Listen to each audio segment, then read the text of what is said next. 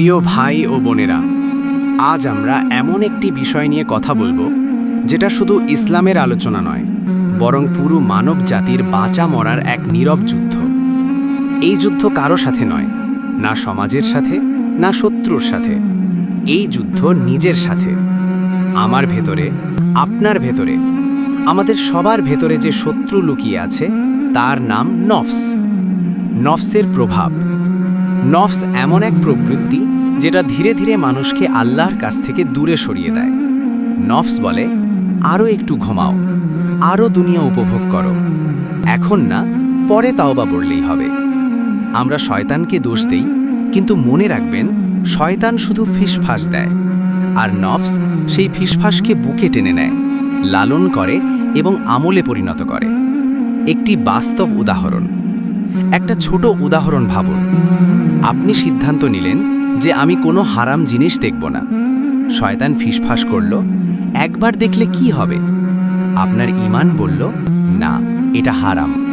কিন্তু নফস বলল, চোখ তো আল্লাহ দিয়েছেন দেখার জন্য, একটু দেখলেই বা কি এমন হবে?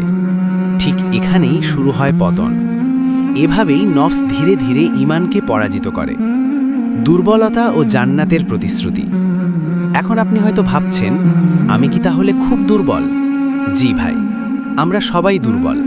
কিন্তু দুর্বল হওয়া সমস্যা নয়, সমস্যা হলো দুর্বল অবস্থায় পড়ে থাকাটা। আল্লাহ তাআলা কুরআনে বলেন, যে ব্যক্তি তার রবের সামনে দাঁড়ানোকে ভয় করে এবং নফসকে কুপ্রবৃত্তি থেকে বিরত রাখে, জান্নাতই হবে তার আবাস। এটাই আল্লাহর প্রতিশ্রুতি। কিয়ামতের সেই ভয়ঙ্কর দিন। ভাইয়েরা, নফসকে জিততে দিলে সে আপনাকে দুনিয়ার দাস বানাবে। নামাজ কঠিন হয়ে যাবে, হারাম ছেড়ে আসা অসম্ভব লাগবে। আর মনে রাখবেন, কিয়ামতের দিন আল্লাহ এক একজনকে একা একা ডাকবেন। সেদিন পাশে থাকবে না বাবা, মা, স্ত্রী কিংবা সন্তান।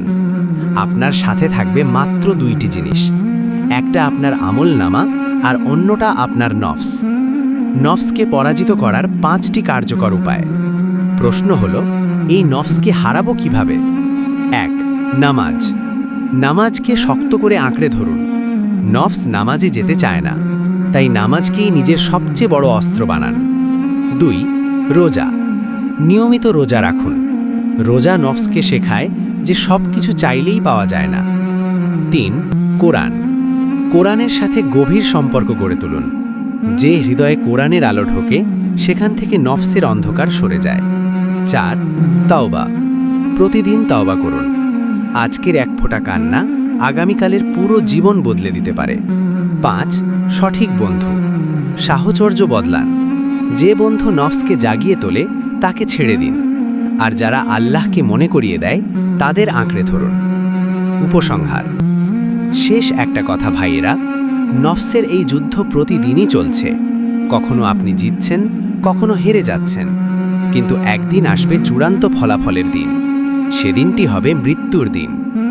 আসুন আল্লাহর কাছে 2 হাত তুলে বলি, হে আল্লাহ, আমি দুর্বল।